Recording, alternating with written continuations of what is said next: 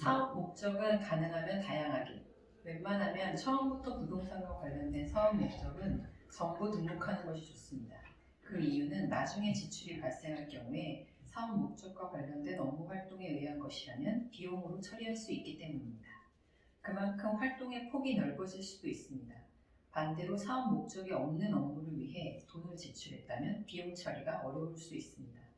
만약 사업 목적이 없는 업무 활동을 한 뒤에 비용 처리를 하고 싶다면 정관에 새로운 사업 목적을 추가하면 됩니다. 그런데 이를 위해서는 정관을 수정해야 하므로 별도의 절차와 비용이 필요합니다. 처음부터 관련된 사업 목적을 많이 넣어둔다면 나중에 번거로운 절차를 거칠 필요가 없습니다. 이거 당연한 얘기겠죠, 그렇죠? 왜냐면 우리가 만약에 부동산 법인을 만든다면 부동산 임대업 이런 것도 있겠지만 우리는 이제 소프트웨어 개발업 이런 것까지 같이 넣어서 만들 수 있겠죠. 방송, 영상, 출판. 네, 맞아요. 그럼 유튜브도 하고 있으니까 그런 것도 넣어도 괜찮을 것 같습니다. 근데 이게 단순히 매매로 해서 시세 차익을 세금을 적게 내기 위해서 부동산 법인을 만든다는 것보다는 장기적으로 나의 은퇴를 생각해서 부동산 법인을 만들어서 계속 잘 관리를 해서 은퇴한 후에 부동산 법인의 대표로 해서 계속 생활을 해나가는 사회생활을 그런 관점으로 생각을 해봤고요. 그래서 저 같은 경우에는 만약에 만든다면 이제 좀 돈을 번다면 이제 오피스텔도 하나 사서 거기에 입주도 하고 이런 형태대로 진짜 사업의 형태대로 이렇게 관리하는 게 장기적으로 좋지 않은가 이런 생각을 좀 가져봅니다. 빨리 현실이 됐으면 좋겠네요. 네, 그랬으면 좋겠습니다. 저도. 응원합니다. 네. 다음 읽어보시죠. 향후 세입자의 전세 자금 대출 때문입니다. 어떤 법인이 아파트를 매수해서 전세를 놓으려 합니다. 세입자들 중에는 전세금을 모두 현금으로 가진 사람이 드물기 때문에 대부분 전세자금 대출을 받게 되죠. 그런데 세입자가 전세자금 대출을 받을 때 은행은 임대인이 어떤 사람인지를 확인하는데 이때 임대인이 법인이라면 사업자 등록증에 주택매매업 또는 주택임대업이 있는지를 반드시 확인합니다. 전세자금 대출을 받을 수 없는 집에 입주하려는 세입자는 많지 않을 겁니다. 단지 사업자 등록증에 해당 글자가 없다는 이유로 세입자를 구하지 못하는 상황이 발생할 수도 있는 겁니다. 이게 사업에 주택매매업이나 주택임대업을 꼭 넣어놓으라는 거죠. 사실 이 책이 베스트셀러가 된 이유가 이런 문구에 있다고 저는 보거든요. 이분이 이제 많이 부동산 법인을 하고 임대도 많이 하다 보니 자기가 하면서 문제가 됐던 여러 가지들의 실제 사례를 이게 이제 글로 표현해 준 거거든요. 사실 저도 이거 처음 알았습니다. 이 책을 읽으면서. 이게 책을 읽으면서 간접 경험을 할 수 있는 아주 좋은 예가 되는 거죠. 지금까지 나온 것만 요약해봐도 80억 매다적 이하는 사면 안 된다. 그 다음에 취득세 증가를, 세배 증가를 회피할 수 있는 방법이 알았고, 그 다음에 또 이 사업 목적의 사업자 등록증에 주택매매업이라든지 주택임대업을 반드시 넣어놔야 세입자가 들어올 때 대출을 받을 수 있다라는 내용이죠. 요즘은 전세를 워낙 많이 올랐기 때문에 전세 세입자들이 자기 돈을 갖고 들어오시는 케이스는 정말 많지 않더라고요. 특히 연령층이 어릴수부터. 그렇죠. 연령층이 어릴수록. 근데 금리가 하도 올라가지고 이제 월세도 많이 바꾼다고 하는데. 또 요즘 추세가 네. 금리가 올라가니까 금리가 올라가면 상가, 오피스 이런 가격이 다 떨어지잖아요. 이제 떨어지다 보니 투자 수익이 안 나오니까 예를 들면 우리나라가 금리가 만약에 6% 정도만 돼도 그렇죠. 월세 수익이 못 따라가는 거예요. 그렇죠. 그런 상황이 될 수 있기 때문에 하여튼 부동산 투자는 여러 개를 고려를 해야겠지만 금리가 가장 중요할 것 같아요. 자, 법인을 운영하면서 손해가 났다면 그 손해를 후년으로 넘길 수 있다는 뜻이죠. 그러면 후년의 수익에서 올해의 손해를 공제받을 수 있기 때문에 세금이 줄어드는 겁니다.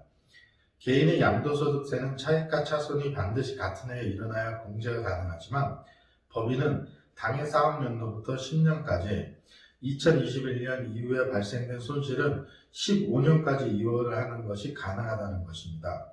개인은 손실을 이월시킬 수는 없지만 법인은 가능한 거죠. 다만 가장 과거의 손실로부터 순서대로 공제를 해야 합니다. 그러면 15년이면 15년이 가장 그 처음에 났던 손실부터 문제가 되는 거예요. 그렇죠. 이게 이제 법인의 가장 큰 장점이죠. 문제를 내 손실을 낼 수도 없고. 그럴 필요는 없죠. 그리고 2억 원인가 20억 원까지는 법인세가 굉장히 낮거든요. 낮기 때문에 굳이 그렇게까지 뭐 손실을 일부 낼 필요는 전혀 없다고 보여집니다. 그리고 수익이 크게 나면 좀 내야죠. 좀 내야죠. 내고 재무제표를 튼튼하게 만드는 것도 좋은 방법인 것 같습니다. 자, 마지막 합니다. 오랜 시간 투자를 해보니까 투자는 배짱이 필요하다는 것을 느낍니다. 물론 그 배짱은 무모한 용기로 만들어지는 것이 아니라 꾸준한 공부와 경험이 있어야 생기는 겁니다. 기존에 쥐고 있던 투자금으로 조금씩 무언가를 계속하는 것도 중요하지만 다양한 물건을 많이 사고 팔아봐야 더 큰 투자에 도전할 수 있다는 걸 알게 되었습니다. 수익도 수익이지만 스스로 성장하는 투자가 될 수 있는 거죠. 이 점에 전적으로 동감합니다. 아무리 공부를 많이 하더라도 투자의 경험이 쌓이지 않으면 사실 쉽지 않아요. 그렇죠. 저는 이제 오피스텔 2번 거래했고 상가도 1번 거래해봤고 아파트도 한 4번 정도 거래를 해봤거든요. 그러면 지금 한 10번 정도 된 건가요?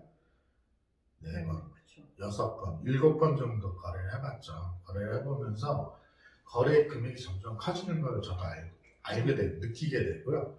그게 부담이 굉장히 많이 줄어든다는 것도 느끼게 됩니다.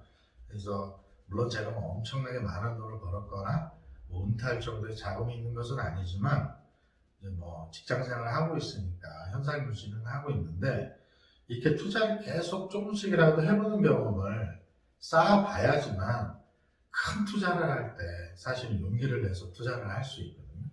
지산 투자를 해본 경험이 있습니까? 저 오피스텔 한 투자 아니고 제가 살지.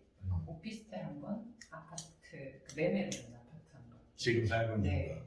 네, 2번 해보셨는데 앞으로 조만간 이제 지휘사님도 여러 번 투자를 하시는 그런 기회가. 근데 이게 진짜 투자랑 내가 살려고 하는 집을 사는 거랑은 천지 차이인 것 같아요. 접근법 자체가 천지 차이인 것 같아요. 맞아요. 그래서 열심히 지금 거의 저희가 수로 2년, 3년째잖아요. 그렇죠. 네.